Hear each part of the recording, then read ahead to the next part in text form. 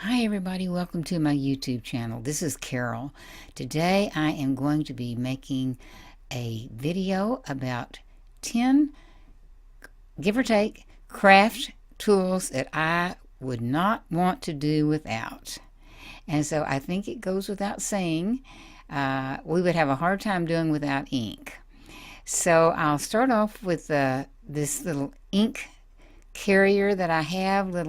It actually was once upon a time a cassette holder, and I'm tipping it over so you can see it swivels around, and there were room for cassette holders. Well, it is the perfect size for some of these smaller stamp pads. And so there are spaces for there are four little sections or sides, and I have them all loaded up. And then the top, the bigger stamp pads need more room, excuse me, so I place them on top. They hang off a little bit. But this is just to show you how different companies' ink pads, they still fit in there. The majority of them, only found one or two that wouldn't fit. So I love it. I love to spin it around when I want blues or yellows or greens. I have them kind of organized that way. Now, to go along with the way I use my ink, and besides the just standard way of stamping, I do a lot of background coloring, and I know all card makers probably do. And I use makeup sponges and I use brushes, and I even use a brayer, but I didn't put that in today. But on my sponges, I had these little bitty bags that I bought at Hobby Lobby, I believe, and I label each sponge that goes in there, and I have a sponge for all the different colors. And then I have two of those boxes that you see at the top. This is not a magenta. I'm just drawing a blank, but this is in the purple family, and then the other one is a teal. And so I'm putting those together here and going to do some little demonstrations here and show how, and then I just put them away. And so then I also use stencil brush, or these are Clarity brushes from the UK. They're very good, and you get a softer look. As you know, this is not a tutorial on that, but just on how I use these different tools. With the stencil brush, it's a little rougher than the Clarity brush, but so then along that same line with stencils, these two stencils here on this same sheet are my favorite stencils that I use more than any other that I have, and I bought them at some sort of a mall, and a big old package of things. But I'm just showing that I have, for example, that purple sheet off to the left. That is to keep me from when I'm brushing. Oh, and by the way, I wanted to show you here, well, you can buy stencil film and cut out your own stencils with a die if you would like. But anyway, I block off the other stencil opening so that I won't, for example, I'm doing this circle, and if I went off too far, I would get the jagged rickrack edge on the other one. So I cover that up because I've done that before. So I've learned and not to do that. And the purple one down there, I just have it taped on there, and it just stays on there unless I need to remove it. So there are the sponges, there are the brushes. Sometimes I get a little heavy-handed with the sponges and get it too dark, but generally you can remedy that. And so then we go back with the purple. And I'm just going to quickly, briefly, just show how these stencils work. No big deal. And then how I use that as a background. So I'm putting in the pinky purple there. And then I'm going to go back and even add a little teal to it, just to show what all, you can do with this, with the brushes. And there's some more of that color. Actually, I just remembered that color is Orchid, so forgive me for that little lapse. And then I'm going to go back and put the teal, and of course you could do that with any color combination whatsoever. And so it gives a much softer light, as you can tell. Then I make these boards, I call them boards, with different stamps that I've stamped, and then I cut the images out, put them on these with Tombow Mono Multi Glue after it dries so they become repositionable, and I get to play with some of the things I do. Like, for example, I could put that one in the circle and make it look like a wintry scene. I could put these children with the flag in front of the other one, look almost like a celebration, or just to see if I like the look. And the Tombow glue is repositionable if you let it dry. So here, just and I put them back on the board. That's what the little girl would look like, or the vintage lady at the mailbox. And it makes it easier to come up with a composition, for me, I'll put it that way. And then I just save those. But these are my adhesives that I like. I love the double-sided, two-sided Scotch tape, the Tombow glue that I've already talked about, mounting tape, two-sided mounting tape, and then score tape. Those are my main adhesives that I use. And this score tape comes in different sizes, and this one's very thin. You can glue things down with it, of course, but what I'm going to show here is how I also like to use it with glitter, because I'm going to make this as if it were a frame on this little stamped image. And so I'll put it down, take off the backing to it, and then sprinkle this glitter on here, which is my favorite glitter, but that'll have to be another video, Dazzling Diamonds. But then brush off whatever the excess is. And when you do it on the score tape, since it's almost completely clear, it gives a very translucent look with glitter. If that's the look you're after, I love it. And for example, you can see the green showing through there too. Now on to the next one. I like all stamps.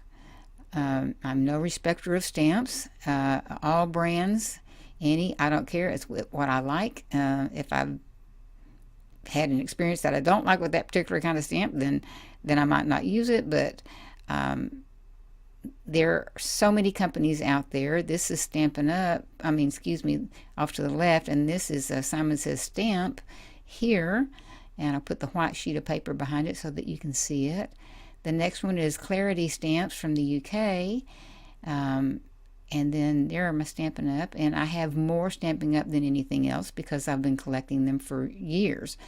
But I will say I know that the wooden blocks are kind of out. They take up more space, but I love the red rubber, and it gives such a good image. And I'm just showing here what back years ago, there were such detailed stamps like this Indian head.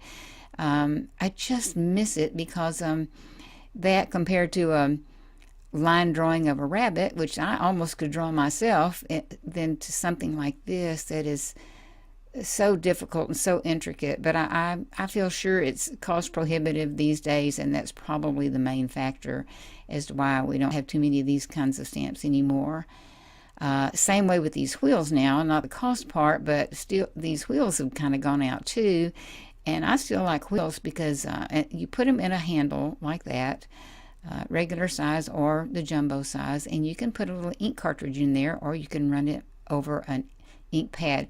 But these are just examples. For example, this really cute little baby one and the baby clothing. I mean, you run that across the page and you've got a background. You don't have to pick up 7 different stamps. The watermelon I love. Red or green, you can color them in any way you want to. This is a roller, that wheel that goes with this particular stamp set. And so you could put them together and make such a pretty scene. You can color the stamped images. Here's the whole stamp set right there. And then if I put the border with it, which I got a little out of camera there, but you could make such a card, and it's such instant gratification. This is a wheel. Here's the stamps that go with it. Here are the stamps, the trees. You could put them together, different colors. I just pulled this out of a bag, so it's not really what I would use. But this, which looks like a complete background stamp, is a wheel, and you can fill in the same way with the cupcakes. You can fill in and make a whole page. You can color them, leave them blank. The leaves, again, just strip after strip. This is a wheel. The musical notes are a wheel. The film strips are a wheel. You could go back and fill in. I just miss them. I wish they were still around. I'm sure you can still buy them, but I just don't know if anybody's making them anymore. Now, back to the stamp set this goes with. See how the different flowers match with the wheel, so it's so easy to coordinate. And I'm just showing for an example how I stamped off the bigger flowers and then ran it through an embossing folder. But anyway, this video is not about that. And then again, background pages that were made with the wheel. That's all. Well, it's all made from a wheel. So fast. One side I filled in with the sponge, makeup sponge and ink, and the stencil brush. And again, that looks like a whole stamp, but it's not. It's a bunch of wheels, runs of the wheel. So enough about that. On to the ink pads again. I showed where I keep mine, or one place that I keep them. But again, I'm no respecter of ink pads either, or ink companies. I use so many different ones, and I love them. I have more of one than anybody else because I've had them for so long. I also bought these ink refills years ago, and I bought all of these for a fantastic price at one time, and they have lasted and lasted, and so my ink pads have lasted and lasted. There are different kinds. There are refills those are alcohol inks. There are big ones for the wheels, but I found they work interchangeably. It doesn't matter to me if it's specifically for a wheel or not, but anyway, so I enjoy playing with those. And then my precious Big Shot that's old also, with the rhinestone on the front, pink with the rhinestone. And even the plastic I left on the handle, and boy am I glad I did, because my hands get dirty, and that thing is still clean if you don't mind looking at the plastic. Like in the old days when supposedly they covered their furniture with plastic to keep it clean. So I apologize for my pitiful little pads there. The plastic is shot. I need to buy some more, but I would hate to have to do without this. I would hate to have to cut things out and emboss things by hand.